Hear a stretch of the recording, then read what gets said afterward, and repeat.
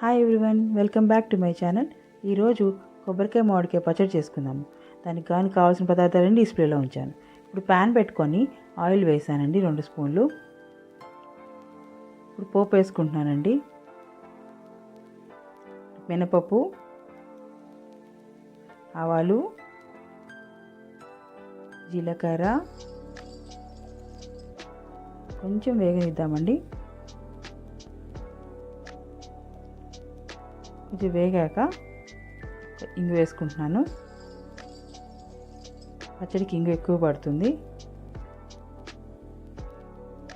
ఇప్పుడు ఎండుమిరపకాయలు వేసుకుంటానండి, ఒక 10. మామిడికాయ వల్ల కొంచెం ఎక్కువ వేసుకుంటే కారం బాగుంటుంది. పచ్చిమిరపకాయలు వేసుకున్నాను. ఇప్పుడు వాటిని వేయిద్దామండి.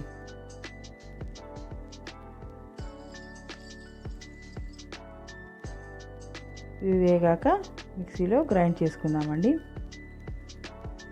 ఈ కొబ్బరికాయ మామిడికాయ పచ్చడి వేడివేడి అన్నంలో నూనె వేసుకు తింటే చాలా బాగుంటుందండి, పుల్ల పుల్లగా.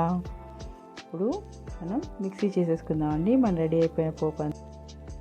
కొబ్బరికాయ మామిడికాయ పచ్చడి ఇడ్లీలోకి, దోశల్లోకి చాలా బాగుంటుందండి. తప్పకుండా ట్రై చేయాలి. పోపు చల్లారిన తర్వాత గ్రైండ్ చేసుకుంటున్నామండి. ఇక్కడ ఇప్పుడు పసుపు వేసుకుంటున్నానండి. తర్వాత కొబ్బరికాయ ముక్కలు వేసుకుందాము. పోపుతో పాటు కొబ్బరికాయ ముక్కలు గ్రైండ్ చేస్తానండి. ఇంకొక స్పూన్ ఉప్పు వేసుకుంటాను. మీ టేస్ట్కి తగ్గట్టుగా ఉప్పు వేసుకోండి. ఇప్పుడు నేను దీన్ని గ్రైండ్ చేసేసుకుంటానండి. గ్రైండ్ అయిపోయింది. సరే కలిపేసి మళ్ళీ మామిడికాయ ముక్కలు వేద్దామండి. ఇప్పుడు చింతపండు మామిడికాయ పులుపు తక్కువ ఉంటే కనుక వేసుకోండి, లేకపోతే అవసరం ఉండదు. మామిడికాయ ముక్కలు వేసేసుకుందామండి. ఇప్పుడు నేను తీసుకున్న మామిడికాయ కొంచెం పులుపు తక్కువ ఉంది.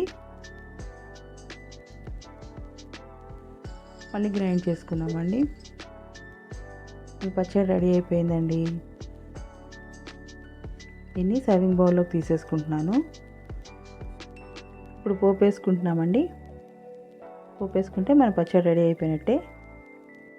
సబ్స్క్రైబ్ చేసుకునే వాళ్ళు ఉంటే సబ్స్క్రైబ్ చేసుకోండి. ఈ ఛానల్ గ్రో అవ్వాలంటే మీ అందరి సపోర్ట్ చాలా అవసరం. థ్యాంక్ యూ అండి.